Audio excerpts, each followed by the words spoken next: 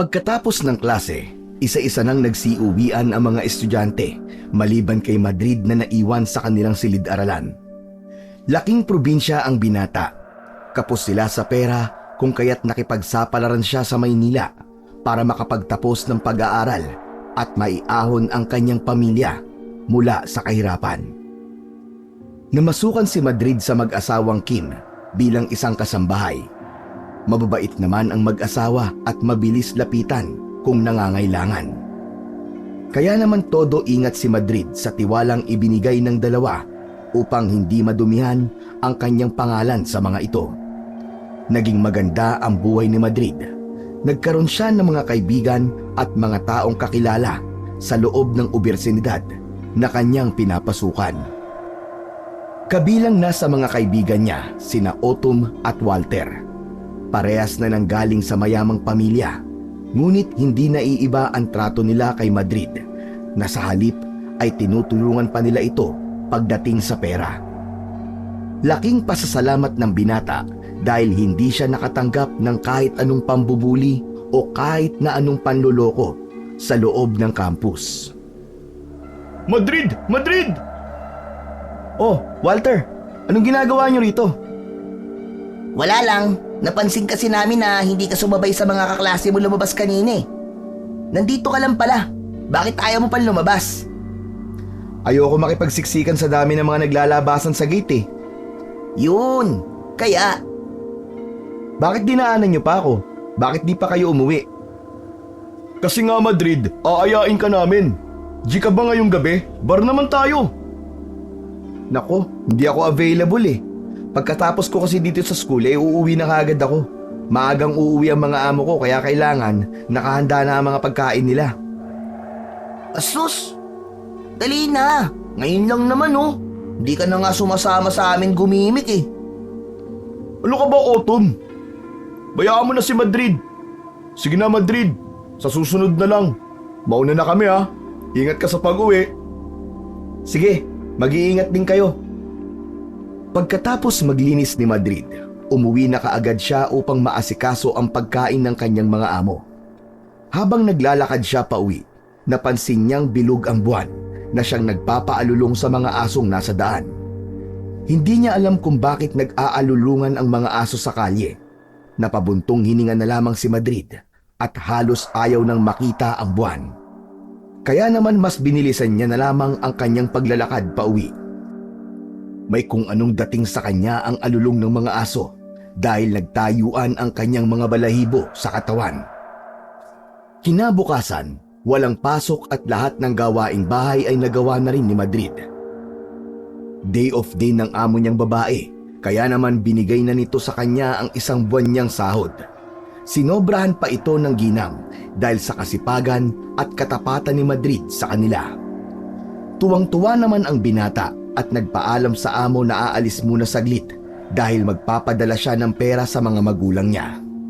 Pumayag naman ang among babae kung kaya kaagad ding umalis si Madrid.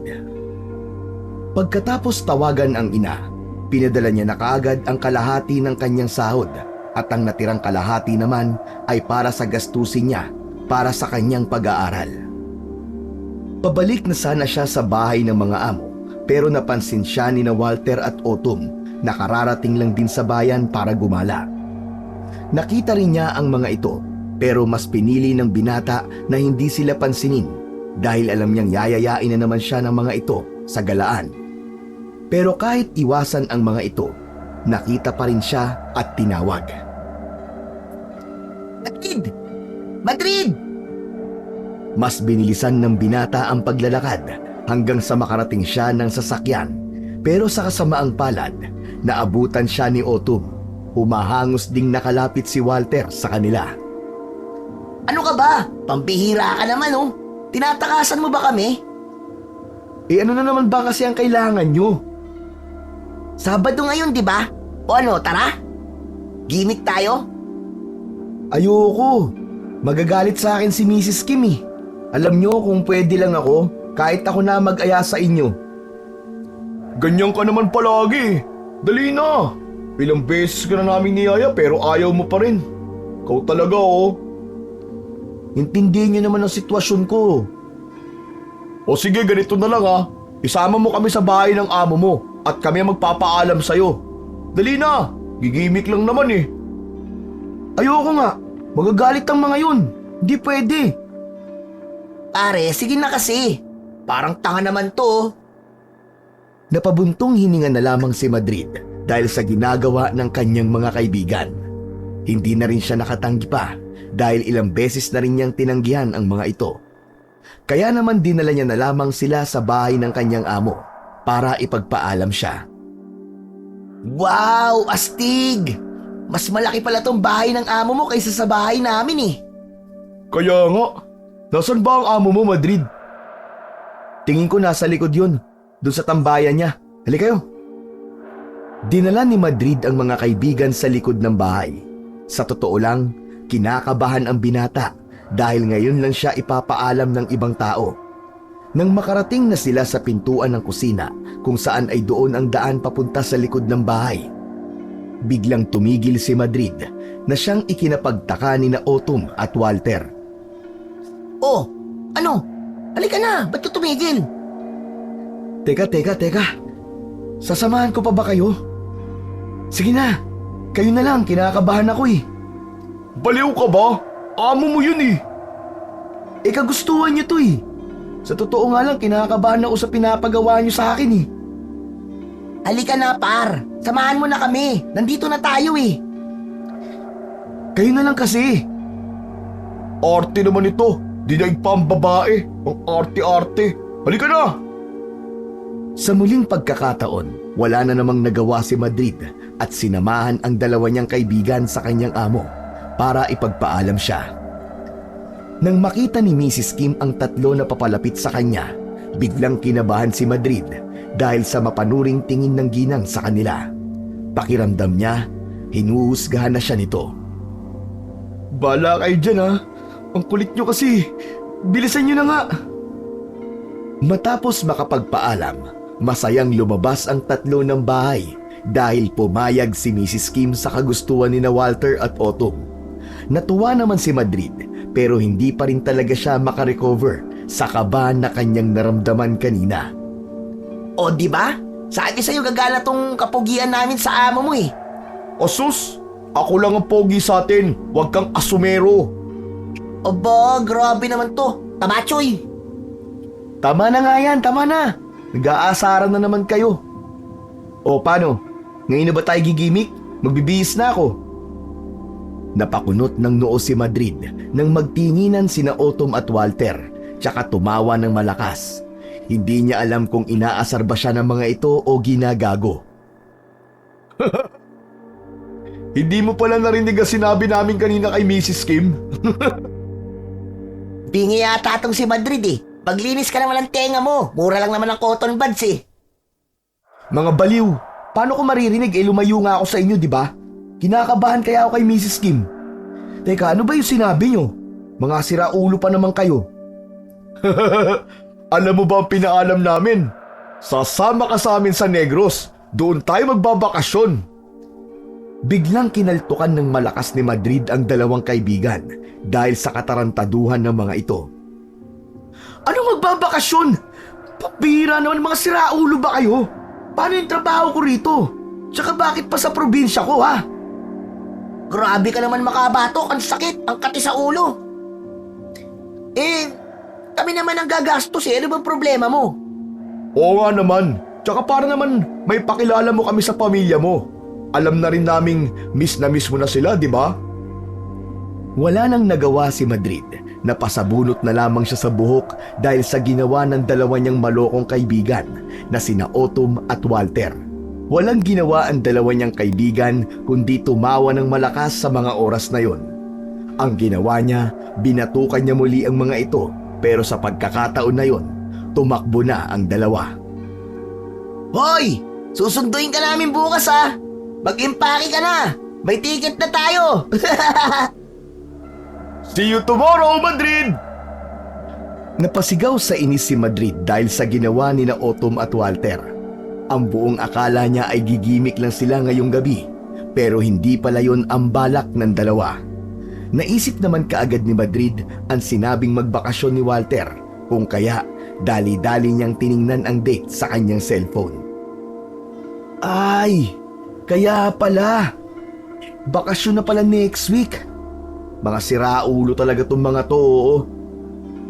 Kinabukasan, alas 5 pa lang ng madaling araw ay nakarinig na siya ng mga katok sa kanyang silid. Pupungas-pungas pa siyang binuksan ang pinto. Tumambad sa kanyang paningin ang dalawa niyang kaibigan. Oh, bakit ang aga niyo nagpunta dito? Saka paano kayo nakapasok dito, ha? Huwag niyong sabihin. Oo par, syempre, pinagbuksan kami ng pinto ng mga amo mo. Mababait kasi sila eh. Bumangon ka na dyan at aalis na tayo. Bilisan mo, ikaw talaga kukupad-kubad ka palagi. Ay naku, alam niyo kayo, kahit kailan talaga mga perwisyo kayo. Asus, bilisan mo ng maligo riyan. Malilate na tayo sa flight eh. Sana nga malate tayo. Talaga ba? You will miss the opportunity na makauwi sa pamilya mo. Bakit ba kasi ganito ang napili niyo? Pwede naman tayo mag-outing o mag-camping dito sa Manila. Bakit sa Negros pa? Nagsasawa na kami dito par. Tsaka gusto rin namin makilala ang pamilya mo. Hindi pa ba sapat ang 2 taong pagkakaibigan natin para hindi mo kami ipakilala sa mga magulang mo? O, di ba? Tama naman si Autumn. Napag-isip-isip naman ni Madrid ang sinabi ni Autumn sa kanya. Pero alam niyang hindi maganda kung iuuwi niya ang kanyang mga kaibigan sa kanilang lugar. Di niyo kasi ako naiintindihan eh. Hindi na nakatanggap pa muli ng sagot si Madrid mula sa kanyang mga kaibigan. Pagkatapos maligo ng binata, kaagad na silang gumayak papuntang airport. Hindi alam ni Madrid kung ano ang mararamdaman, para bang halo-halo na ang emosyon niya ngayon. Una, masaya siya dahil makakauwi siya sa kanyang pamilya. Pero ang pangalawa, nag-aalala siya dahil baka malagay lang sa panganib ang buhay ng kanyang mga kaibigan. Ilang oras ang kanilang biyahe bago makarating sa Silay Airport. Dahil sa tuwa, hindi napigilan ni Walter na sumigaw kahit alam niyang nakakahiya. Kinaltukan na naman siya ni Autumn dahil halos lahat ng tao sa airport ay pinagtitinginan sila. Ikaw, kahit kailan talaga nakakahiya kang kasama, tol. Aray ko naman, ang sakit nun ah. Hindi niyo ba alam na ito ang key sa kasikatan? Kasikatan? Parang hinuhusgahan ka na ng mga tao dito sa tingin pa lang nila sa'yo eh. Tignan mo kung makatingin, mula ulo hanggang paa, tinititigan ka. Well, wala naman akong pakialam sa kung anong tingin nila sa akin eh. I am minding my own business, you know. Teka, nasabihan mo na ba ang pamilya mo na uuwi ka ngayong araw? Hindi, bakit ko naman sasabihin? Susurpresahin ko nga sila. May dinala ka bang pasalubong para sa kanila? Sa liit ng bag na dala mo, pakiramdam ko mga damit mo na nga nandyan eh. Kasi naman bakit kasi on the spot kayo nagplano ha? Ang pera ko dito 1.5 lang eh, anong pasalubong ang mabibili ko niyan? Nako, problema ba yan? Kami ang credit card mo eh. Halika, kami ang bahala mamili ng pasalubong mo para sa kanila. Sige, pero babayaran ko rin yan sa susunod na sahod ko.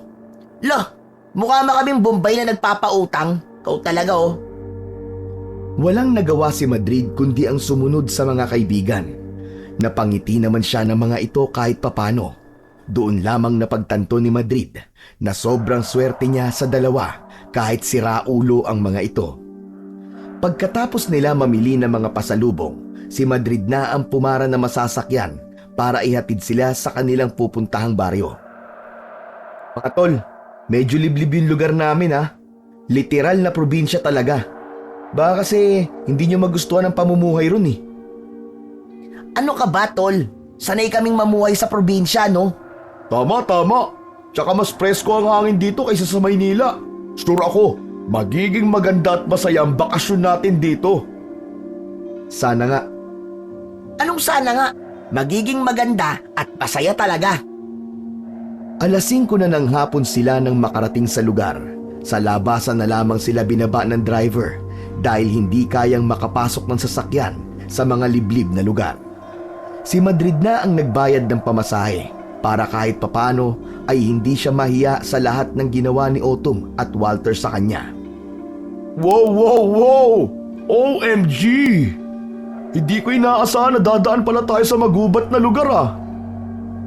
Sabi ko na kasi sa inyo eh. Pero huwag kayong mag-alala. May mga kabahayan naman paglabas natin sa kakahuyan na yan. Doon na kami nakatira. May mga kapitbahay din kayo? Meron, malamang. Kaya nga kasasabi ko lang, di ba? May mga kabahayan. Oh, okay.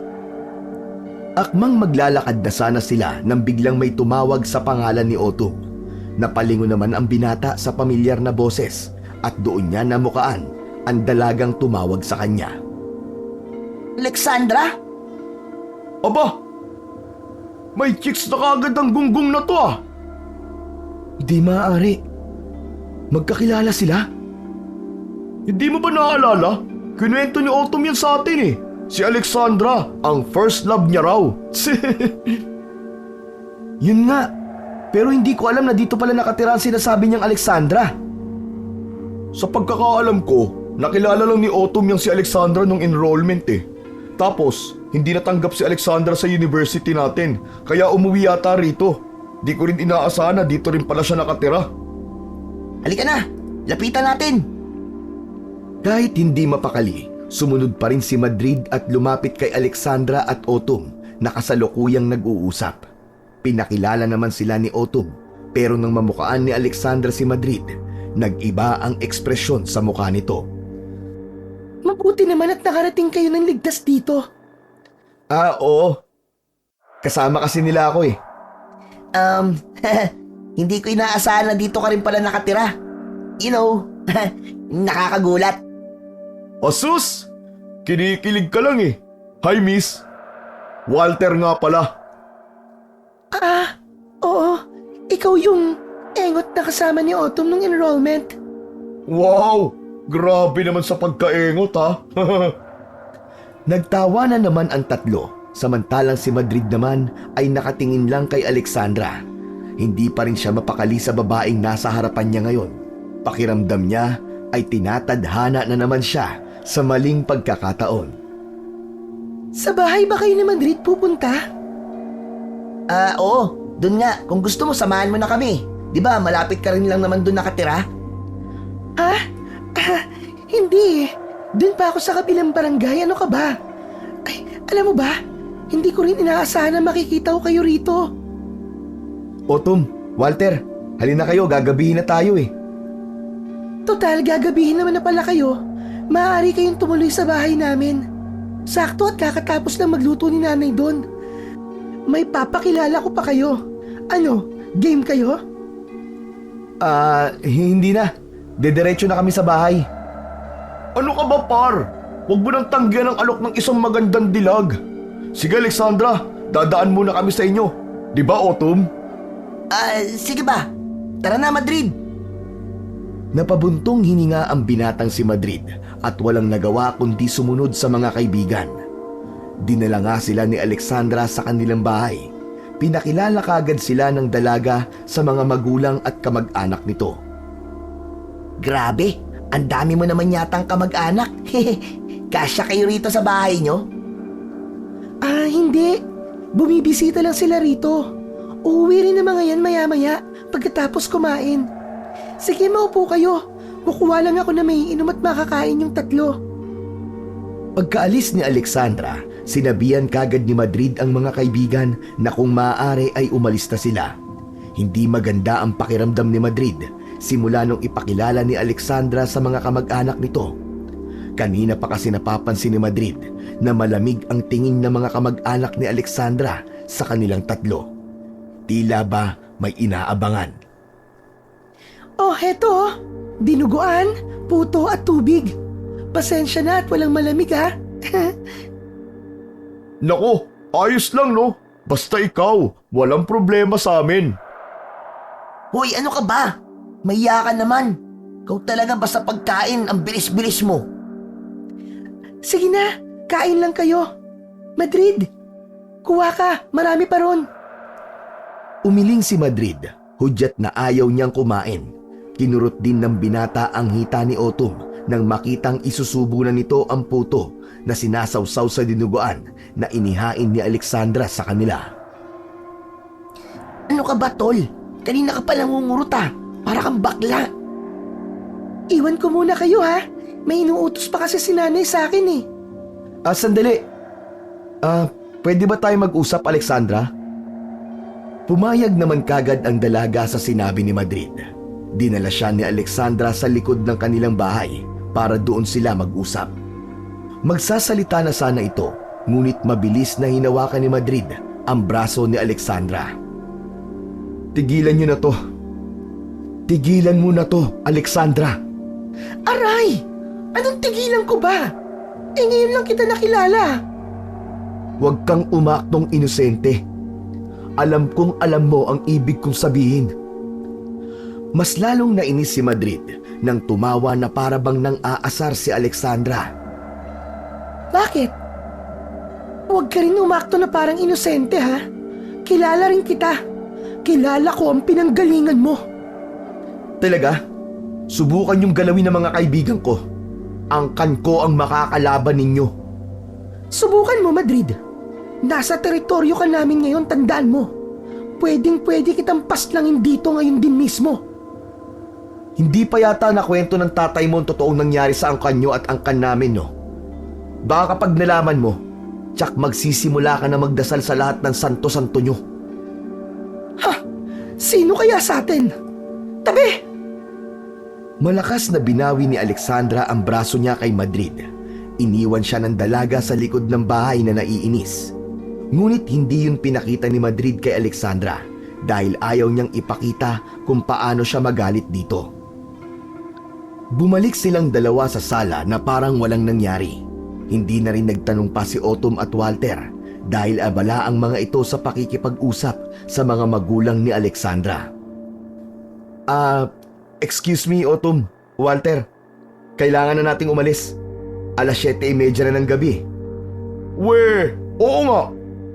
Hala, 7:00 na nga. Autumn, tara na. Sige ho, Aling Lilit, Mang Tonyo, aalis na po kami. Salamat po ah. Nginitian lamang silang dalawa ng matanda at hinatid sa tarangkahan na yari sa kawayan kasama si Alexandra. Nagpaalam na silang dalawa samantalang si Madrid naman ay binigyan ng masamang tingin ang mga magulang ni Alexandra. Bukas ulit ha. Punta kayo dito. May handaan na magaganap. Sige, susubukan namin. Mauna na kami ah. Sige, mag-iingat kayo. Kaagad na umalis ang tatlo, bitbit ang kanika nilang mga gamit. Habang tinatahak nila ang madilim na daan, nakaramdam si Madrid na parang may nakasunod sa kanila. Teka, nararamdaman niyo rin ba yun? Ha? Ang alin? Ay nako, wala. Bilisan na lamang natin sa paglalakad. Malapit na tayo sa barangay namin. Mga tol, ako lang ba nakapansin kanina? Hindi sa minamasama o pinagdududahan ko si Alexandra. Ang weird lang kasi ng mga galaw nila eh. Parang hindi normal na kilos. Lah, hindi naman ah. Palibasa naninibago ka lang. Hindi ka kasi nakaranas na tumira sa probinsya. Well, may point ka naman. Ikaw, Madrid, may napansin ka rin ba? Ha? Wala. Wala akong napansin. Kanina, ano yung pinag-usapan niyo ni Alexandra? Bakit parang importante yun? Nagkakilala na ba kayo ha? Ha? Hindi ah. Ngayon ko lang nga nakita yung si Alexandra eh. At saka yung pinag-usapan namin kanina, tungkol yun sa gaganapin na liga. Kalaban kasi ng barangay namin ang barangay nila. Liga? Kailan gaganapin yun? Sa susunod na buwan daw. Nagtanong lang talaga ako kung sino-sino yung players nila dito. Na-curious kasi ako bigla. Nagsinungaling na lamang si Madrid sa mga kaibigan para hindi na magtaka o maghinala ang mga ito. Mag-aalas 8 na sila nang makarating sa bahay ng mga magulang ni Madrid. Nasorpresa rin ang mga magulang at kapatid ng binata dahil biglaan ang kanyang pag-uwi at nagsama pa ito ng mga bisita. Pinakilala kagad ni Madrid ang dalawa niyang kaibigan sa kanyang mga magulang. Malugod naman na tinanggap ng mag-asawa ang mga kaibigan ni Madrid. Sa totoo lang, nag-aalala ang mga ito dahil maaaring malagay sa panganib ang buhay ng mga kaibigan niya.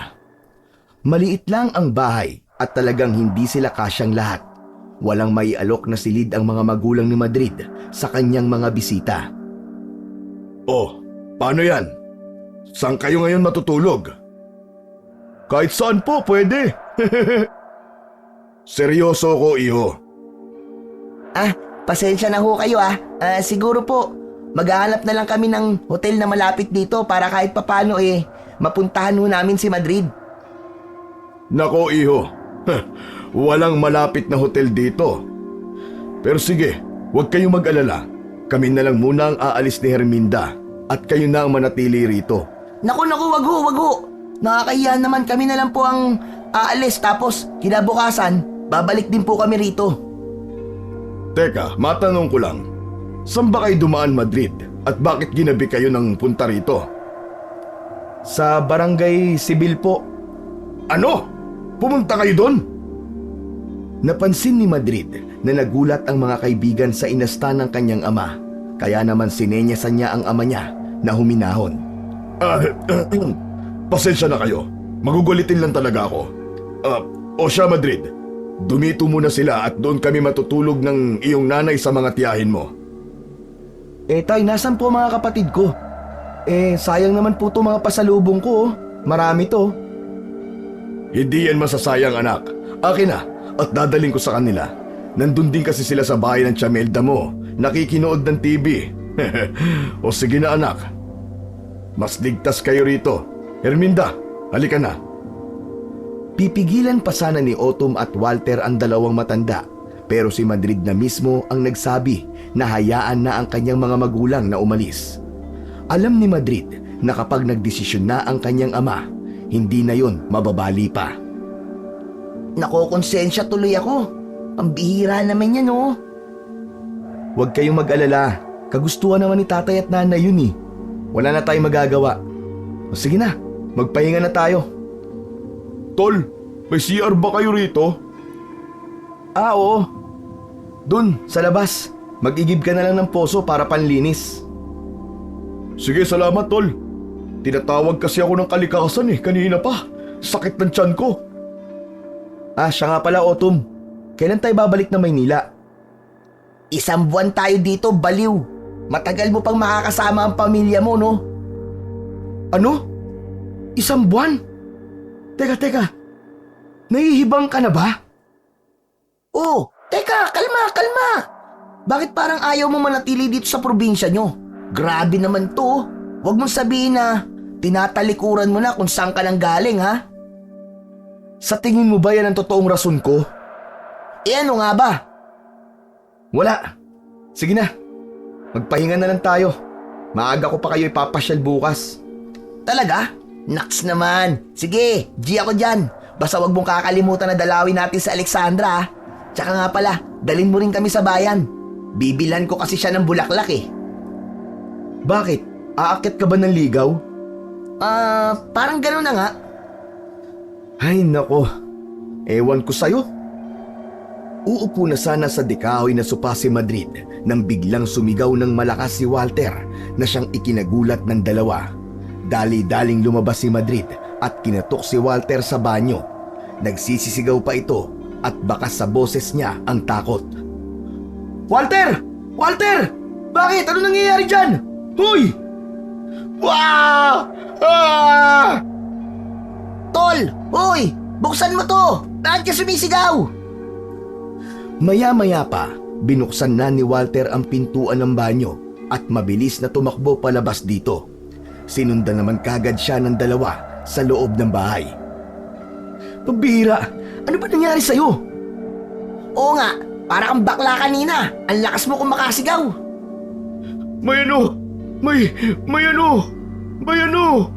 Ano?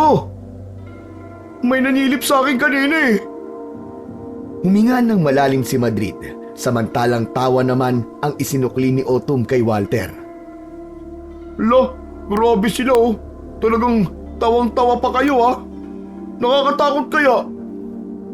Aminin mo nga, bakla ka ba ha?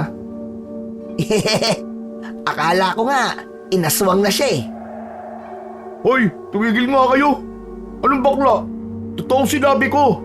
May naninilip talaga sa akin kanina. Oo na. Pero ano bang naninilip sa'yo? Hayop? Tao? Ipis? Lamok? Butike? Ano? Mata, natural. At hindi lang basta mata. Mapupulang mga mata. Kaya nga kinabahan ako eh. Kaya ang lakas ng sigaw ko, di ba narinig, di ba? Sobrang pula kasi ng mga mata eh. Nako, alam ko na. Baka kakatapos lang mag-Mary Jane nun. Tapos, ikaw ang napagtripan. Baka nababanguan yata sa dumi mo. Gago. Biglang nag-iba ang ekspresyon ng mukha ni Madrid nang marinig ang sinabi ni Walter. Mapupulang mga mata. Iisa lang ang alam niyang pwedeng gumawa nito. Hindi sa trip nito si Walter, kundi may iba tong balak. Diyan lang kayo may sisilipin lang ako. Kaagad na lumabas si Madrid at suminghot-singhot sa hangin. Posibleng may nagmamasid sa kanila kanina pa. Pinakinggan niya rin ng mariin ang dala ng simoy ng hangin dahil alam niyang may kakaiba sa paligid. Matapos ang 5 minuto, bumalik na rin si Madrid sa loob ng bahay at sinaraduhan ang pintuan. Nag-aasaran pa rin ang dalawa sa mga oras na yon, kaya naman napagpasyahan niyang tumungo muna sa kusina upang uminom ng tubig. Aabutin niya sana ang baso nang may narinig siyang malalim na paghinga sa labas ng kanilang bahay. Doon lamang umalerto ang tainga ni Madrid at dali-daling lumabas sa likod ng kanilang bahay. Kilala kita! Alam kong sinusundan mo sila! Pagkatapos sabihin ni Madrid yon, isang malaking itim na asong may mapupulang mga mata ang naglalaway ang nagpakita sa kanyang harapan. Galit itong nakatingin sa binata na animoy gutom na gutom at gusto siyang sagpangin. Kung matapang ka, bakit ayaw mong ipakita ang totoo mong muka? Umatungal ang malaking itim na aso at mabilis na inatake si Madrid. Nakailag naman kagad ang binata na siyang ikinagalit ng aso. Tinahulan siya nito ng malakas at rinig sa tono nito ang pagkagalit. Umalis ka na! Hindi niyo sila makukuha! Protektado sila ng angkan namin! Inuulit ko! Umalis ka ng hayop ka! Mabilis na kumaripas ng takbo ang itim na malaking aso. Naglaho rin ito sa malayuan. Kaya naman napabuntong hininga na lamang si Madrid. Alam niyang hindi lang isa ang nagmamasid sa kanilang lugar kanina, kundi marami pang iba. Oy, Tol! Anong ginagawa mo riyan? Oh, bakit kayo lumabas? May narinig kasi kaming tahol ng aso kanina eh. Akala namin kinakain ka na. Sira ulo. Sige na, pumasok na tayo. Kinabukasan, maagang ang nagising ang tatlo dahil sa malakas na katok ng kapatid ni Madrid. May dala itong balita tungkol sa natagpo ang bangkay sa kanilang barangay. Wakwak daw ang tiyan nito at lumalabas ang bituka. Nagtingi na naman ang tatlong magkakaibigan. Dali-daling nagpalit ng damit si Madrid at ganun rin ang dalawa, tsaka sumama sila sa kapatid ng binata. Bagong biktima na naman. Sa barangay pa namin. Tol, ano nangyayari? May patayan ba? Wala. Sumunod na lang kayo, bilisan nyo. Dinala sila ng kapatid ni Madrid sa lugar kung saan naroon nakaratay ang bangkay ng biktima. Nasuka naman agad sina Otom at Walter nang sumalubong sa kanila ang mabahong amoy ng bangkay. Grabe! Ang baho! Baliw! May babango bang bangkay ha? May biniktima na naman sila. Ha? May sinasabi ka ba, Madrid? Hindi. Ang sabi ko, may biniktima na naman. Pagkatapos ng ilang minuto, kinuha na ng mga kinauukulan ang bangkay ng biktima. Umuwi na rin ang tatlo at sa bahay na nag-usap-usap tungkol sa kung paano pinatay ang biktima. Hindi makapaniwala sina Otom at Walter dahil may patayan palang ganun na nangyayari sa probinsya ng kaibigan. Mas malala pa ito sa patayan na nagaganap sa Maynila. I can't believe na kaya rin pala ng mga probinsyano at probinsyana na pumatay ng ganon. Ano ka ba? Tumigil ka nga sa pagiging engot mo. Teka, maiba tayo, Madrid. Ganon ba talaga pumatay ang mga mamamatay tao rito sa inyo? Grabe! Akala mo may galit dun sa biktima. Biruin mo, winakwak yung tiyan tapos labas yung laman loob. Oo, ganun nga. Saka, hindi mamamatay tao ang pumatay sa biktima. Ano? Naudlot ang pag-uusap ng tatlo dahil biglang dumating ang ama ni Madrid. Hingal na hingal ang matanda na tila tumakbo ng napakalayo. Madrid anak, sandali lang. Maaari ba tayo mag-usap? Tay, sige ho. Lumabas saglit ang mag-ama at doon pinag-usapan ang tungkol sa bagong biktima sa kanilang barangay. Alam kong alam mo ang pag-uusapan natin anak. May ginawa ba kayo sa pamilya ni Alexandra? Tay, sa pagkakaalam ko, binantaan ko lang siya. Naamoy ko may masama silang balak sa dalawa eh. Unang-una, alam mong manganganib ang buhay ng dalawa mong kaibigan. Tapos dinala mo pa rito. Pangalawa, bakit mo binantaan ang dalaga sa mismong teritoryo nila? Bakit? Hindi ho ba tama ang ginawa ko? Natalo naman natin noon ang angkan nila. Bakit parang natatakot kayo ngayon sa kanila, Tay? Hindi ako natatakot. Umiiwas lang Madrid.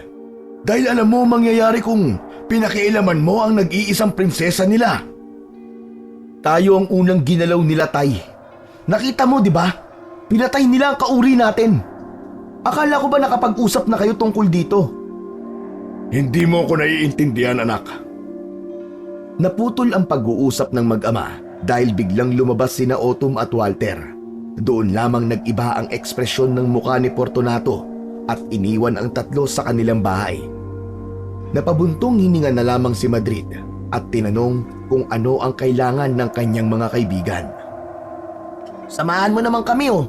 Punta tayo kina Alexandra. Samahan na natin, tol. Kasang-kasa na makita si Alexandra eh. Kayo na lang. Total, alam niyo naman kung saan yun, di ba? Baliw ka ba? Alam mo namang baguhan kami dito eh. Baka mapagtripan pa kami. Alam mo, dinaig mo rin ng babae, no? Teka, akala ko ba si Madrid lang ang parang babae ko matakot? Nagsalita. Nahiya naman kami kagabi sa'yo. O sige na, sige na. Sasamahan ko na kayo basta wag lang tayo magtagal ha. Pumunta muna sa bayan ang magkakaibigan bago dumiretso sa barangay sibil kung saan nakatira si Alexandra. Pagdating nila ron, nagtaka ang tatlo dahil animoy may piyesta sa bahay ng dalaga. Sinasabi ko na nga ba eh. Tara na. Pumasok na tayo. Baka malanta tong pulang rosas na nabili ko eh. Saglit lang. Hintayin na lang natin na may lumapit sa atin. Bawal tayo pumasok basta-basta. Maya-maya pa ay dumating si Alexandra at nilapitan sila tsaka inakay sa loob ng bahay. Hindi naman tumanggi ang tatlo. Pero may kutob pa rin na namumuo sa pagkatao ni Madrid. Alam niyang hindi maganda ang mangyayari kung ipagpapatuloy nila ang pagpunta rito.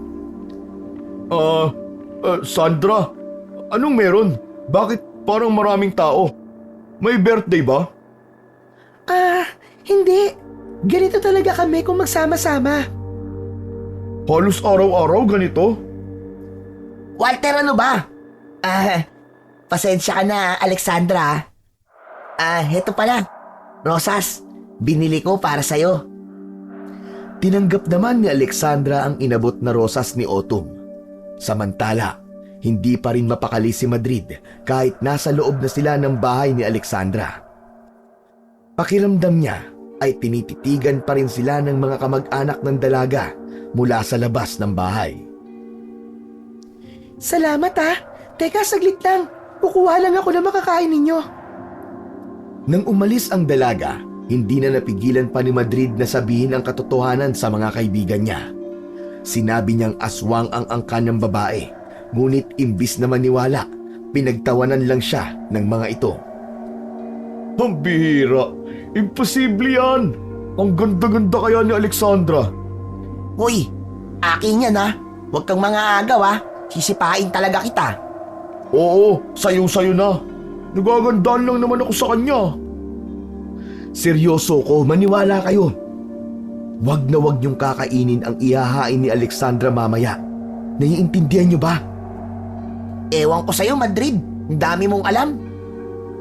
Maya-maya pa ay dumating na si Alexandra na may dalang adobong manok at kanin. Hindi na tumanggi pa ang dalawa, tsaka kumain na. Pipigilan pa sana ni Madrid ang mga ito, pero nauna nang sumubo ang dalawa kaysa sa kanya. Ay nako, ang titigas talaga ng ulo. Madrid, kain na. Di ba? Paborito mo tong karni ng manok? Napakunot ng ulo si Madrid at tumingin ng masama kay Alexandra. Doon niya lang napansin na nakangisi itong nakatingin sa kanya. Hindi ko paborito yan. Kayo lang naman ang kumakain yan, hindi ba? Acting innocent ah. Magkakilala ba kayo? Napaghahalataan kayo eh. Ah, hindi. Ngayon ko lang nakita tong si Madrid. Ah, siya nga pala. Masarap bang niluto ko? Luto mo to? Oo, recipe ko nga yan eh. Nox, Autumn, pwede na. Pwede na mag-asawa. Tumigil ka nga. Oo, masarap. Sobrang sarap talaga.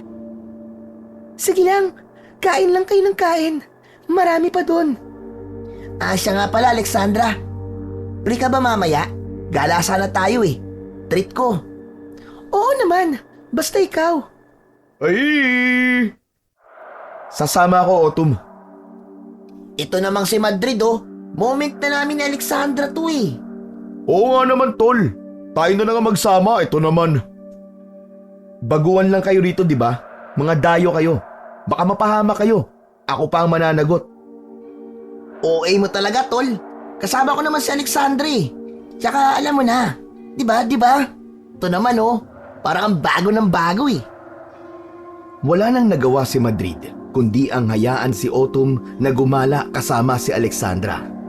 Pagkatapos nilang kumain, napagpasyahan ni Autumn na yayain na si Alexandra upang mas marami silang oras na magugol. Umuwi naman sina Madrid at Walter, ngunit hindi pa rin mapakali ang kalooban ng binata, lalo na't kasama ni Autumn si Alexandra. Habang naglalakad pa uwi, hindi napigilan ni Walter na tanungin si Madrid kung ayos lang ba ito. Hindi naman nagsinungaling ang binata tungkol sa kanyang nararamdaman. Naiintindihan naman yun ni Walter, pero pareho silang walang magawa dahil kagustuhan yon ng kanilang kaibigan na si Autumn.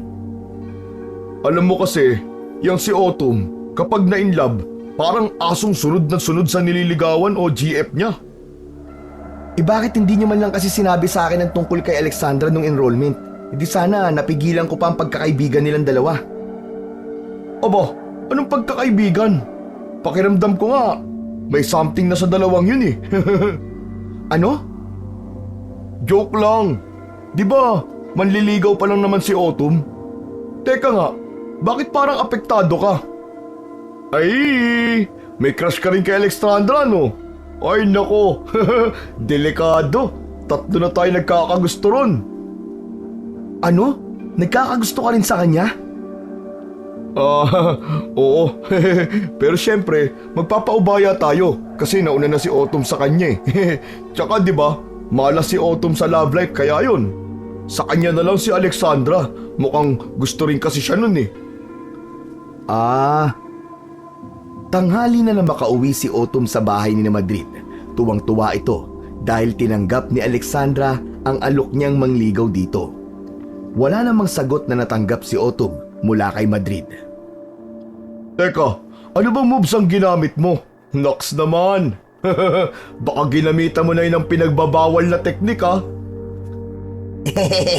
Well, umamin lang naman ako sa kanya. Tsaka, alam niyo ba? Gusto niya rin pala ako. Uy, congrats tol. Baka hindi ka na umuwi niyan sa Maynila ah. Parang, Pwede bang Next week, umuwi na tayo. Lah, next month pa yung pasok natin ah. Tsaka yung sa amo mo, huwag ka mag-alala. Alam na rin nila. Autumn, hindi niyo ako naiintindihan eh. Okay. Tama na yan, tama na. Mamaya, hanap tayo ng mapaglilibangan. Yung may inuman, ganun. Magbar tayo para mag-celebrate. Bawal KJ Madrid ha. Yun!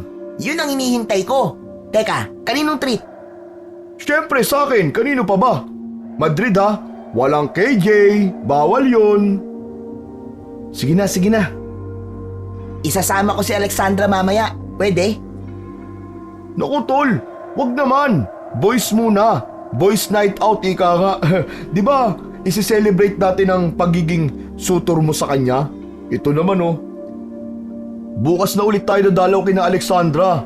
Ang bihira ka. Namiss mo na naman siya no? Ano pa ba? Kinagabihan, hindi makatulog si Madrid dahil sa kakaisip sa kaligtasan ng kanyang mga kaibigan. Hindi naman niya maamin-amin ang kanyang totoong pagkatao kaya nahihirapan siyang protektahan ang mga ito. Habang nagmamasid siya sa magandang kalangitan, isang masamang presensya ang kanyang naramdaman na umaaligid-aligid sa kanilang bahay. Dali-dali siyang tumayo at akmang papasok na nang biglang may malaking asong itim ang humarang sa kanya. Namumula ang mga mata nito at galit na nakatingin kay Madrid. Mabilis na inatake ng malaking aso ang binata pero tumalon ng napakataas si Madrid kaya naman nailagan niya ang pag-atake ng aso. Talaga lang ha? Sinusubukan mo ako? Biglang nag-iba ang anyo ng binata. Nagsilabasan ang matutulis na kuko nito at ngipin. Saka mabilis na inatake ang mabangis na aso. Tumakbo naman ang hayop pero mas mabilis at maliksi si Madrid kaya naman naabutan niya ito. Kinalmot niya ang aso sa leeg na siyang ikinaungol ng aso ng malakas. Hindi mo sila magagalaw, aswang ka! Lumaban muli ang aso, ngunit malakas na sipa ang kanyang natamo mula sa binata. Tumalsik ito sa puno na siyang sanhi ng pagkakasugat sa kaliwang kamay nito. Aatakihin na ulit sana ni Madrid ang aso, pero mabilis itong tumakbo palayo. Pagkatapos ng pangyayaring yon, bumalik na sa normal na anyo si Madrid at pumasok kaagad sa kanilang bahay. Nakahinga naman siya ng maluwag dahil nakita niyang mahimbing ang tulog ng kanyang dalawang kaibigan at hindi nakita ang pangyayari. Akmang hihiga na sana siya nang may kung anong bagay ang malakas na bumagsak sa kanilang bubungan. Nakaamoy din ng pamilyar na amoy si Madrid kaya naman matapang siyang lumabas at sumilip sa kanilang bubungan. Doon niya nakita ang isang malaking itim na pusa. Ngumiti si Madrid nang mapagtanto niyang kapatid niya pala ang pusa na yon. Sige na, umalis ka na. Pakisabihan si tatay na ayos na ako dito. Ako na ang humarap sa aswang. Magpahinga ka na ron. Umalis naman kagad ang kapatid niyang nasa anyong pusa. Samantalang si Madrid ay bumalik sa loob ng bahay. Alam niyang hindi pa umaalis ang mga nagmamasid sa kanila dahil naaamoy pa niya ang mga ito. Kinaumagahan, 10:00 na nang magising ang dalawa. Nagtanong naman si Walter kung ano ang ingay kagabi. Kaya naman mabilis siyang sinagot ni Madrid na pusa lamang yun. Hindi naman nagtanong pa si Walter, sa halip ay ipinagpatuloy na lamang nito ang pagluluto ng agahan. Napatigil naman sa pagsasali ng tubig si Madrid nang biglang lumabas si Autumn sa kabilang kwarto. Bihis na bihis ito at nakagel pa ang buhok. Napakunot noon naman si Madrid dahil sa pagtataka, kaya naman tinanong niya ito. Oh, saan ka na naman pupunta? Kina Alexandra, huwag na kayong sasama dahil alam ko na kung saan ang daan papunta sa kanila. Hoy, may utang pa kayo sa akin ha. Hindi na tuloy ang gimmick natin kagabi. Ewan ko ba, parang pare-pareho tayong tinatamad. Ay nako, mamaya na lang. Igagala ko pa si Alexandra eh. Sigurado kang hindi ka magpapasama sa amin? Sigurado, 100%. O sige na, aalis na ako ah. Babush! Kaagad na umalis si Autumn, Kaya naman wala nang nagawa pa si Madrid. Maya-maya pa, dumating ang kanyang ama para kausapin na naman siya. Pinuntahan ako ng ama ni Alexandra. Bakit mo na naman sinaktan ng babae? Tay, alam nyo, ang duwag mo sa party na yan.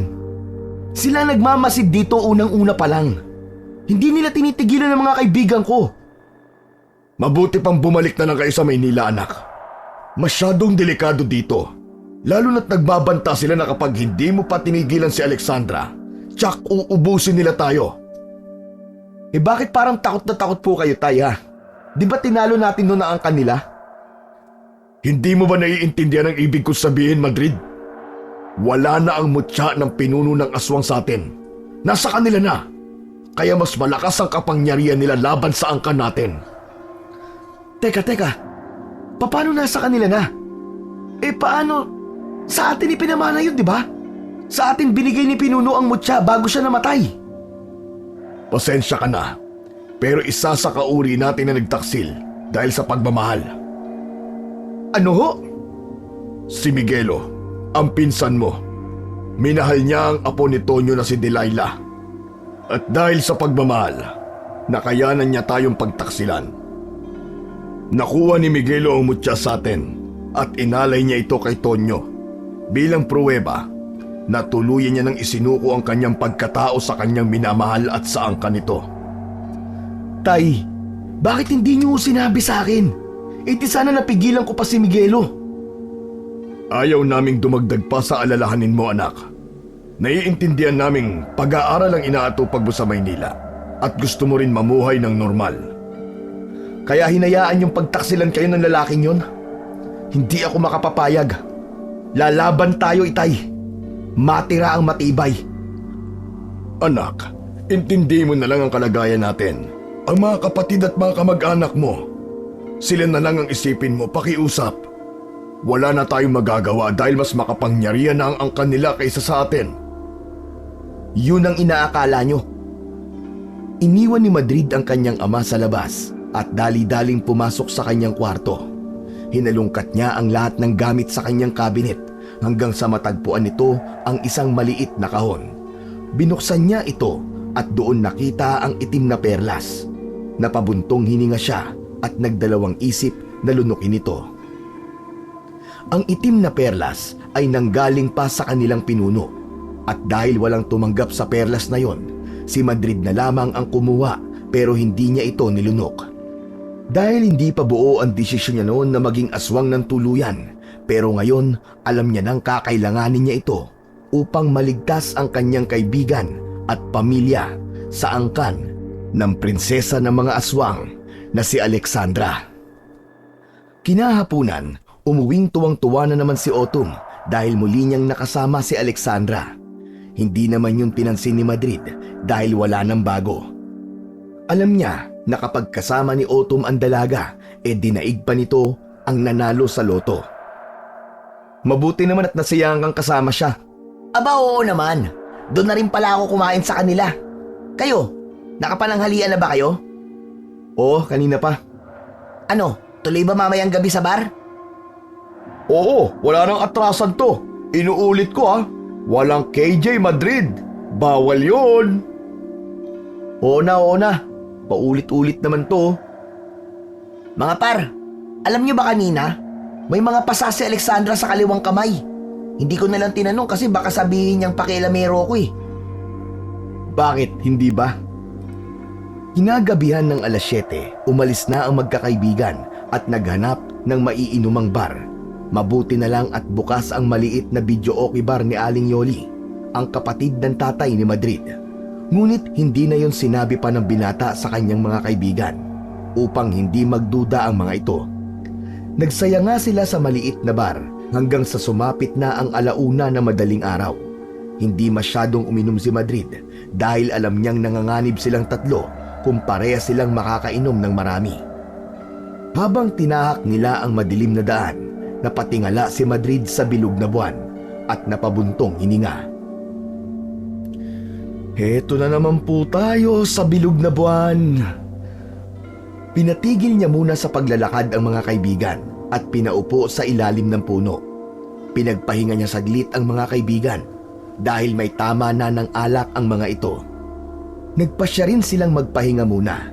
Lumayo ng bahagya si Madrid sa mga kasama para hindi makita ng mga ito ang gagawin. Pumikit si Madrid at huminga na malalim bago nagpalit ng anyo. Nagsilabasan ang kanyang mga matutulis na kuko at matatalas na ngipin. Alam kong nandiyan ka lang. Lumabas ka at magpakita ka sa akin.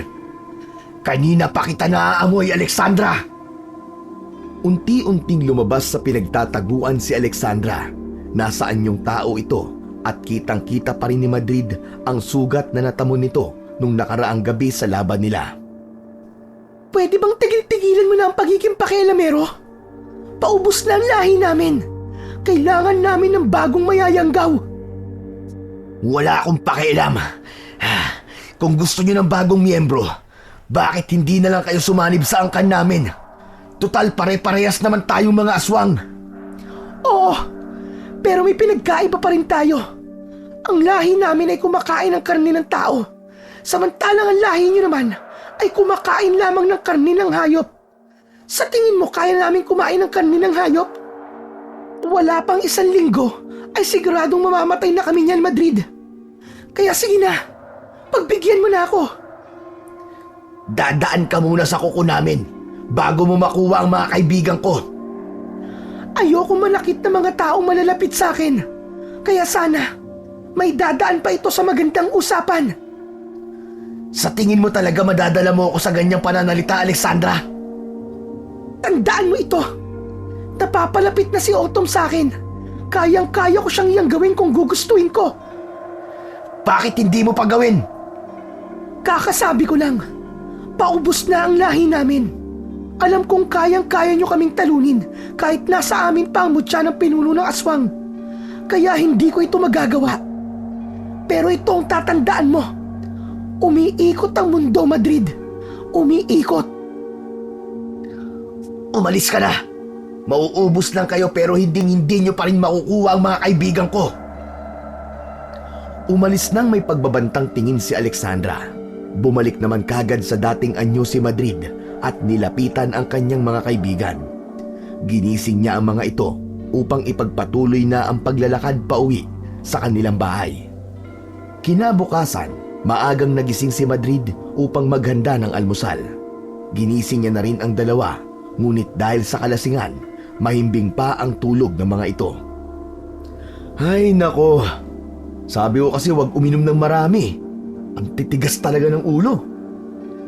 Lumabas si Madrid ng kwarto at naisipang mauna ng kumain dahil marami pa siyang gagawin. Habang tahimik siyang sumusubo ng pagkain, lumabas naman si Walter sa silid na kakagising lang at humihikab pa ito. Nagtaka naman si Madrid dahil hindi siya pinansin ng kaibigan. Sa halip ay kumuha ito ng sariling plato at nagsandok ng kanin tsaka ulam. Nakasanayan kasi ni Madrid na kapag nagigising si Walter, binabati siya nito ng good morning. Ngunit ngayon, parang nakakapanibago. Pakiramdam niya, parang may mali. Walter, tol, pwede mo ba ako samahan mamaya? Sorry, babalik na kasi ako ng Maynila mamaya eh. Napakunot noo si Madrid sa sagot ng binata. Hindi niya alam kung nagbibiro ba ito o ano. Dahil maliban sa malamig nitong tono, nagtaka rin siya kung bakit uuwi si Walter. Bakit ka naman uuwi kagad? Ngayon na ba tayo babalik na Maynila? Ako lang. Tsaka pagkatapos nito, putulin na natin kung anong meron tayo. Kung gusto ni Autumn ipagpatuloy ang pagkakaibigan nyo, then go! Pero ako, ayoko na, Madrid. Tumayo si Madrid at padabog na nilagay ang kutsara at tinidor. Hindi niya talaga alam kung ano ang nangyayari sa lalaki. Ang pagkakaalala niya, wala naman siyang nagawang mali. Hindi rin siya naging KJ kagabi sa pagsasaya nila. Alam mong ayaw na ayaw ko sa silent treatment eh. Walter, tol, sabihin mo kung anong problema mo sa akin. Sa pagkakaalam ko, hindi ako naging KJ kagabi katulad ng sinabi mo. Ask your fucking self, Madrid. Then you will find the answer. Tumayo si Walter at lumabas pero sinundan siya ni Madrid. Dahil sa inis, hindi napigilan ni Walter ang sarili at isang kamao ang sumalubong sa muka ni Madrid. Nang matumba ang binata, pumaibabaw si Walter dito at pinagsusuntok ang kaibigan. Hindi naman nakalaban pa si Madrid dahil medyo may katabaan nga si Walter, kaya mabigat ito kung pumatong. Kung ayaw mo sa silent treatment, mas ayaw ako sa sinungaling at nasa loob ang kulo. Isa ka na ron, Madrid! Nang makakuha ng buwelo si Madrid, tinulak niya si Walter at ito naman ang natumba. Siya naman ang pumaibabaw dito at pinagsusuntok ito hanggang sa maabutan sila ni Fortunato. Inawat sila ng matanda at sinigawan dahil sa kanilang pinaggagawa. Nagising na rin si Autumn at lumabas dahil sa kaguluhan na nangyayari. Tama na yan! Tama na! Ano ba kayo? Para kayong mga bata! Magkakaibigan kayo ah! Mga tol, ano ba yan? Ano ba nangyayari dito? Tanungin mo yan si Walter. Di ko alam kung anong problema niya sa akin. Buwisit ka! Sinasabi ko, Madrid! Sinasabi ko sa'yo! Tama na yan, tama na! Ano ba kasi yun? Inawat ni Autumn si Walter at saglit na pinapasok sa loob ng bahay para kumalma. Naiwan naman ang mag-ama sa labas. Nanatiling walang alam sa kung ano ang nangyari kay Walter at paano siya nagawang saktan nito ng pisikal. Anak, ano ba nangyayari sa inyo? Tay, hindi ko nga rin po alam eh. Nagulat na nga lang ako sa inasta ni Walter eh. Hindi naman siya ganun eh. Ang kilala kong Walter ay masayahin at mabait. Baka naman may nagawa ka sa kanya na hindi niya nagustuhan. Wala, tay. Nasa bar kami kagabi eh. Hindi naman ako naging KJ dun. Wala akong nagawa sa kanya. Maya-maya pa, tinawag ni Autumn si Madrid. Kaya naman kagad na lumapit ang binata. Kailangan daw kausapin ni Madrid si Walter upang magkaayos na sila. Hindi naman nag-atubili pa si Madrid na kausapin ang kaibigan dahil maski siya, hindi niya alam kung ano ang kanyang kasalanan dito. Iniwan sila ni Autumn sa loob ng bahay upang mas makapag-usap ng maayos. Alam ng dalawa na hindi mahirap kausap ang kaibigan. Kilala sa pagiging masayahin at mapagpatawad si Walter, kaya naman kampante si Autumn na magkakaayos kagad ang mga ito. Oh, bakit ka pa nagpakita dito? Halimaw ka, hindi ba? Kaya mo ba kami dinala rito para gawin yung pagkain? Teka, ano ba pinagsasasabi mo, Walter? Para kang babae kong umasta. Tago ka, Madrid. Pinagkatiwalaan ka namin. Akala namin normal kang tao. Katulad namin ni Autumn. Pero hindi. Isa kang aswang. Aswang ka, Madrid! Biglang nag-iba ang ekspresyon ni Madrid at hindi na alam kung ano pa ang palusot na gagawin niya. Alam niyang may alam na si Walter tungkol sa totoo niyang pagkatao. Ano? Magdi-deny ka pa ba? Kagabi, alam kong magkausap kayo ni Alexandra at alam ko rin na aswang din siya katulad mo. Pero hindi lahat narinig ko dahil nawalan na ako ng malay. Dala na rin ng kalasingan ko. Pero ang narinig ko tungkol sa totoo niyong pagkatao, sigurado akong aswang kayo pareho. Teka, hayaan mo naman ako makapagpaliwanag, Walter. Alam kong namali ka lang ng... Namali? Madrid, ano pa bang kasinungalingan ang gusto mong isampal sa akin, ha? Eto na oh! Alam ko na kung ano ka at kung saan ka nang galing. Malay ba namin? Kaya mo pala kaming kainin ng buhay ni Autumn habang natutulog kami. Sa tingin mo ba, magagawa ko yun sa inyo? Kaya kong gawin yun sa inyo? Sa tingin mo, hindi ko kayang pahalagaan ng pagkakaibigan natin, ha, Walter? Oo, sabihin na nating aswang ako, pero may damdamin pa rin ako katulad yung mga tao. Sinusubukan kong mamuhay ng normal katulad nyo. Huwag ka mag-alala, dahil ang angkan namin ay hindi kumakain ng tao. Hindi kami katulad sa angkan ni Alexandra. Kaya nga kung maaari, patawarin mo ko sa lahat ng pagsisinungaling ko. Una pa lang, ayaw na ayaw kong pumunta tayo dito dahil alam kong manganganib lang ang buhay nyo, pero wala eh. Dahil sa kagustuhan nyo, sige lang, para sa inyo gagawin ko. Kaya nga hanggang ngayon, palihim ko kayong pinoprotektahan ni Autumn dahil mahalaga kayo sa akin. Mga kaibigan ko kayo eh. Kayo naging matatapat kong kaibigan. Kaya ang lahat ng iniisip mo, hindi ko magagawa yun, tol.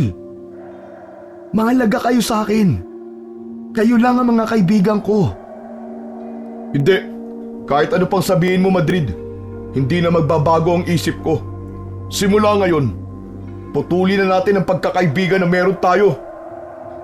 Pumasok ng kwarto si Walter at niligpit ang kanyang mga gamit. Unti-unti namang tumulo ang mga luha ni Madrid dahil sa naging desisyon ng isa sa kanyang matalik na kaibigan. Narinig naman lahat ni Autumn, ngunit pinili niyang intindihin ang dalawa dahil parehas mahalaga ang mga ito sa kanya. Pumasok si Autumn sa bahay at tinapik sa balikat si Madrid. I understand you, Madrid. Siguro, hayaan na lang muna natin si Walter na makapag-isip-isip. Alam kong nadala lang siya ng galit niya. Bakit ganun? Bakit hindi niya ako kayang tanggapin kahit sa kapakanan na lang ng pagkakaibigan natin? Ginawa ko naman lahat para proteksyonan kayo habang nandito kayo sa probinsya namin Bata pa lang si Walter. Namatay ang kanyang mami habang pinagbubuntis ang kanyang nakababatang kapatid. Kwento niya, kitang-kita niya kung paano kainin ng nilalang na tinatawag na aswang ang kanyang ina at kapatid. Nanghingi pa raw ng tulong sa kanya si tita pero dahil sa murang edad, hindi niya ito natulungan. Pagkatapos ng libing, pinadala si Walter sa kanyang tatay doon sa Maynila dahil hindi na siya kayang alagaan pa ng kanyang lola. Doon na nagtanim ng galit si Walter sa mga aswang. At para makalimutan ang kanyang nakaraan, mas pinili niyang paniwalaan na parte lang ito ng urban legends ng Pilipinas. Ibig sabihin, nabuhay kulit ang trauma niya? Parang gano'n na nga. Pero si Alexandra, kilala mo rin ba ang totoo niyang pagkatao? Oo, matagal na. Pero dahil napamahal na ako sa kanya, mas pinili ko na lang nakalimutan na isa siyang aswang.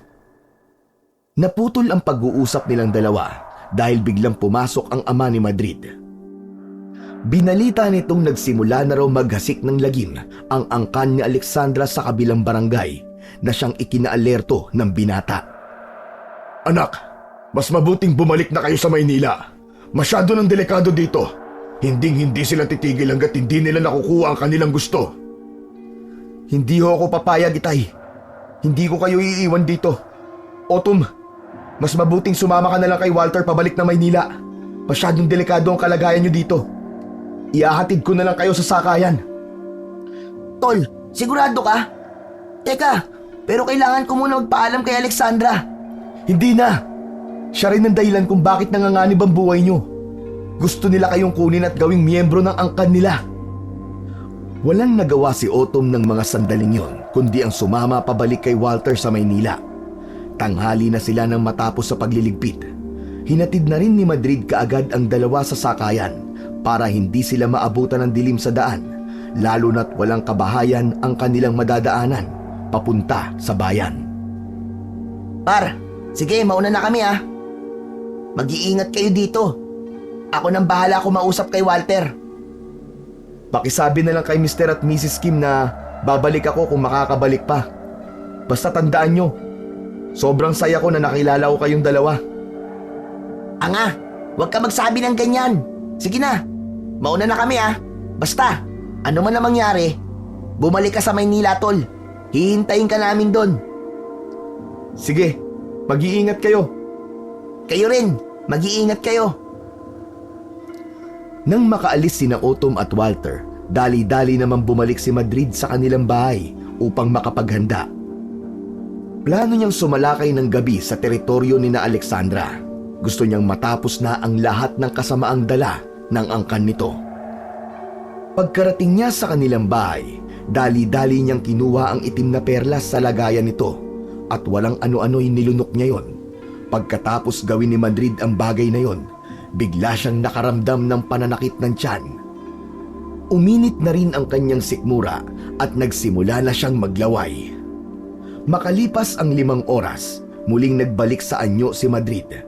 Hinang-hina ang kanyang katawan dahil naubos lahat ng lakas niya kanina.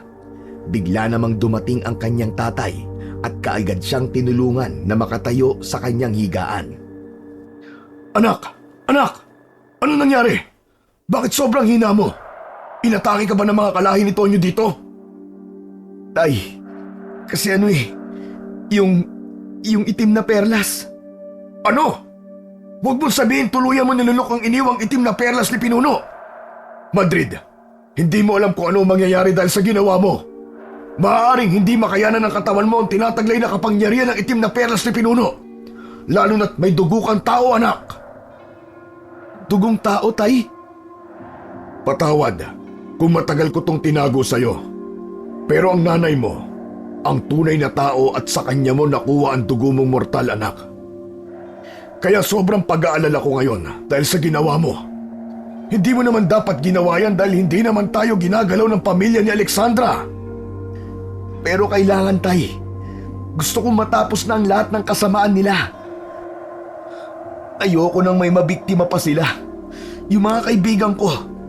Mabuti na lang umuwi sila ng maaga.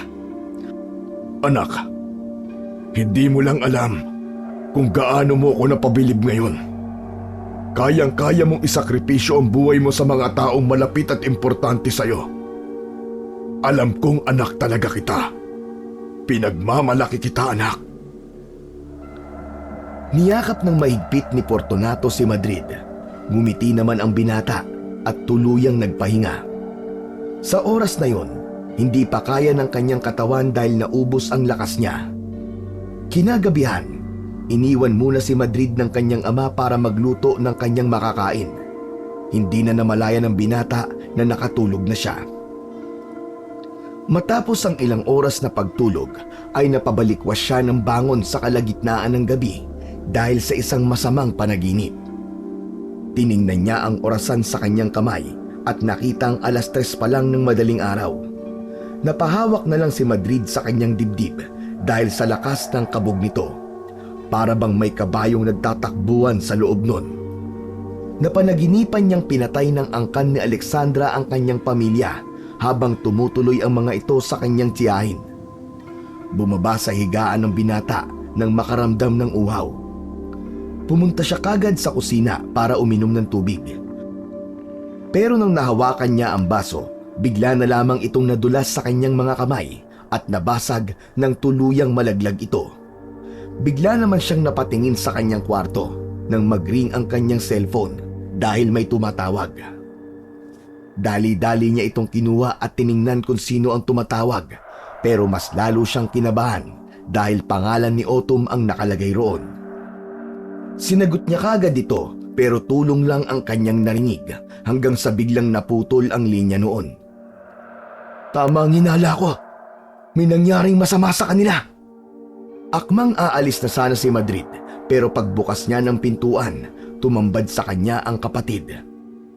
Hingal na hingal ito habang ibinabalita sa kanya na kinuha ng mga kalahi ni Alexandra ang kanilang mga magulang. Tumito ka lang muna. Akong bahala sa kanila. Naiintindihan mo ba ako? Tumango ang kapatid niya, kaya naman kaagad na nagpalit ng anyo si Madrid sa pagiging aswang at sinimulang lakasan ang kanyang pangamoy. Pumunta muna siya sa bahay ng kanyang tiyahin at naabutan ang walang buhay na mga kalahi nila roon. Nakahandusay ang mga ito sa lupa at puro may mga malalalim na sugat. Nang may nakita si Madrid na naghihingalo, kaagad niya itong nilapitan at tinanong kung sino ang may kagagawan nito, pero hindi na ito nakapagsalita dahil isang punyal ang bumaon sa bibig ng lalaki. Napalingon kagad si Madrid sa gumawa nun at laking gulat niya nang makita si Alexandra. Gusto mong makita ang mga magulang at kaibigan mo? Sundan mo lang ako. Hindi talaga kayo nagpapaawat. Gusto niyo ulit ng digmaan? Pwes, pagbibigyan ko kayo. Aswang, laban sa aswang. Lahi mo, laban sa lahi ko. Mabilis na nagpalit ng anyo bilang aso si Alexandra at nagpalit naman ng anyo si Madrid bilang isang uwak. Sinundan nito si Alexandra hanggang sa dinala siya nito sa bakanting lote. Doon na bumalik sa anyong tao ang dalawa. Nasaan sila? Bakit mo ako dinala rito? Hindi naman to parte ng teritoryo nyo ah. Hindi nga, pero magiging parte na to kung dito kita ililibing. Unti-unting nagpalit ng anyo si Alexandra bilang isang aswang at mabilis na inatake si Madrid. Hindi rin nagpatinag ang binata at kaagad rin nagpalit ng anyo. Nailagan niya ang unang pag-atake ni Alexandra pero hindi na ang pangalawa. Tumilapon siya sa malaking puno dahil sa lakas ng pagkakasipa ng dalaga sa kanya. Ngunit hindi siya nagpatalo. Mabilis siyang bumangon at inihanda ang kanyang matutulis na mga kuko. Pasugod na si Alexandra pero 5 matutulis na kuko ang bumaon sa dibdib nito. Teka! Teka! Paano ka napunta dyan? Isa na ako ngayon totoong aswang. Kaya na kitang higitan pa. Hindi! Hindi maaari! Hindi na nakapagsalita pa ulit si Alexandra nang tuluyan na itong mawalan ng hininga matapos dukutin ni Madrid ang kanyang puso. Pagkatapos paslangin ang prinsesa ng mga aswang, sunod namang pinuntahan ni Madrid ang teritoryo ng angkan nito, bitbit ang tumitibok na puso ng dalaga. Nang makapasok siya sa teritoryo nila, sinalubong kagad siya ng pag-atake ng mga aswang, pero mas mabilis pa sa 4:00 niyang natalo ang mga ito. Dahil sa galit na nararamdaman niya, wala na siyang kinatatakutan kahit sino pa.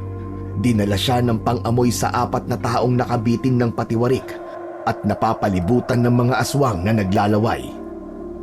Pagkalapit niya ay doon niya lamang nalaman na ito ang kanyang mga kaibigan at mga magulang. Mabuti naman at nakarating ka na, aming bisita. Napalingon si Madrid nang marinig ang boses ni Alexandra. Hindi siya makapaniwala na nasa harapan niya ito. Teka, papanong pinaslang na kita kanina? Tingnan mo mga kamay mo. Puso ko ba ang nadukot mo? O puso ng kapatid mo? Unti-unting tiningnan ni Madrid ang kanyang hawak at mabilis na itinapon yon. Diretsuhin mo na ako, Alexandra. Anong ginawa mo sa kapatid ko? Wala lang. Ginamitan ko lang siya ng itim na mahika ng lahi namin. Kaya sa tingin mo, ako ang kinalaban mo kanina? Hindi. Yun ay walang iba kundi ang kapatid mo. Hangal! Biglang nandilim ang paningin ni Madrid at inalala ang nangyari kanina. Doon lamang niya naisip na kapatid niya pala talaga ang kanyang kinalaban. Hayop ka! Demonyo ka talaga! Napakasama mo! Oops! Correction! Aswang ako! Aswang! Hindi ako demonyo! O diba? Ano? Sisimulan na ba natin ang laban? O pipili ka muna? Ano? Nasa teritoryo ka namin, Madrid. Ngayon pumili ka. Ang mga kaibigan mo? O mga magulang mo? Hayop ka! Mag-toast na lang tayo, Alexandra. At kung sino mananalo sa atin, ay yun na magiging bagong pinuno. Siya na rin na magdidesisyon kung pagsasamahin ba ang dalawang angkan o hindi. Magaling! Maganda yan! Pero kapag natalo ka, mamimili ka kung sino ang kakainin namin at kung sino ang kakainin mo. Deal? Sige, kahit saang laban, haharapin kita. Kahit kinakabahan, pinagpatuloy pa rin ni Madrid ang pakikipagtuos kay Alexandra. Nagtitiwala siya sa sapat niyang kakayahang dala upang maligtas ang kanyang mga kaibigan at magulang. Inatake siya ni Alexandra gamit ang 2 punyal pero nailagan ito ni Madrid. Kaya naman nagpalit siya ng anyo at mas mabilis pa sa 4:00 ang inatake pabalik si Alexandra. Hindi naman nakailag ang dalaga sa una niyang atake. Sinusubukan mo talaga ang pasensya ko. Hangal ka! Magsimula ka ng magdasal. Baka nakakalimutan mo na sa akin ang mutya ng pinuno ng mga aswang. Wala akong pakialam. Mahina ka pa rin sa paningin ko, mangmang ka. Tuluyan na nagpalit ng anyo si Alexandra at mabilis na sinugod si Madrid. Hindi naman nagpatinag ang binata at pinunterya nito ang sugat na namamaga sa kaliwang kamay ni Alexandra. Hinawakan niya ito at malakas na piniga. Aray! Buwisit ka! Sinipa siya ni Alexandra mula sa likod, ngunit nailagan niya ito, kaya naman nahawakan ni Madrid ang kanyang mga paa at malakas itong binali. Napahiyaw sa sakit si Alexandra, ngunit hindi pa rin ito nagpatalo. Sinugod pa rin ito ang binata, ngunit lamok lang siya para kay Madrid. Aakmang ibabaon na sana ni Madrid ang kanyang matutulis na kuko sa dibdib ni Alexandra, pero pinigilan siya ng kanyang kaibigan na si Autumn. Tama na! Tama na! Maawa ka sa kanya! Huwag kang magpapabulag sa pag-ibig, hangal ka! Tama na! Tama na! Madrid, naiintindihan kita. Sana naman ngayon maintindihan mo rin ako. Mahal na mahal ko talaga si Alexandra. Maawa ka. Huwag mo siyang papatayin. Please lang. Biglang bumalik sa anyong tao si Madrid nang makitang nagmamakaawa ang kanyang kaibigan. Dali-dali niyang nilapitan ang mga ito at pinakawalan. Susugurin na sana siya ng ibang kalahi ni Alexandra, pero pinigilan sila ni Tonyo, ang ama ng dalaga. Huwag na! Nakikita ko na kung sino ang susunod nating pinuno!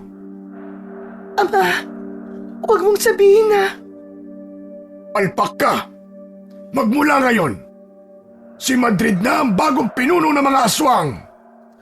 Habang naglalaban kayo kanina, nakikita ko ang dugo na pinuno sa kanya. Kaya naisipan kong tayo na ang kusang sumuko sa kanila. Hindi, Ama. Ayoko. Hindi ako kakain ng karne ng hayop. Kailangan nating sanayin ang ating sikmura. Kakaunti na lang tayong natitira. Kaya kailangan natin ng pinuno upang gumabay sa atin. Huwag kayong maraming sinasabi. Magsiluhod kayo ngayon sa bagong pinuno. Hindi naman makapaniwala si Madrid sa nangyari ngayon sa kanyang harapan. Isa-isang nagsiluhod ang mga aswang sa harapan ni Madrid at pinupuri siya. Samantalang si Autumn at Walter naman ay hindi makapaniwala sa ginawa kanina ni Madrid. Makalipas ang 3 araw, bumalik sa dati ang lahat. Naging maayos na rin ang relasyon ng angkan nila Alexandra at ang angkan ni Madrid. Nangingi na rin ng tawad si Miguelo sa pagtataksil nito sa kanyang angkan.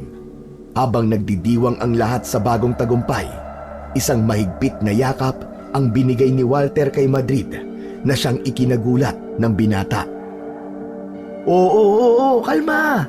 Kalma. Salamat ha. Pasensya ka na sa lahat ng nagawa ko at nasabi ko sa iyo, Madrid.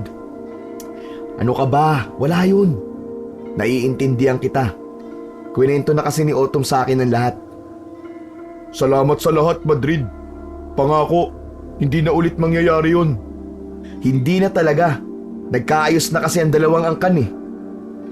Teka, nasan nga pala si Alexandra? Nakangiting tinuro ni Madrid si Alexandra na masayang kausap si Autumn. Halika, lapitan natin sila. Kulitin natin. Sige, maganda yan. Matagal ko na rin hindi na pagtitiripan ng Autumn na yan eh. Magmula nun, naging maayos na ang dalawang angkan ng aswang. Naging mabuting pinuno naman si Madrid, ngunit hindi siya nagtagal sa trono dahil pinasa niya yon sa kanyang tatay. Mas pinili niyang ipagpatuloy ang normal na buhay sa Maynila at makapagtapos ng pag-aaral.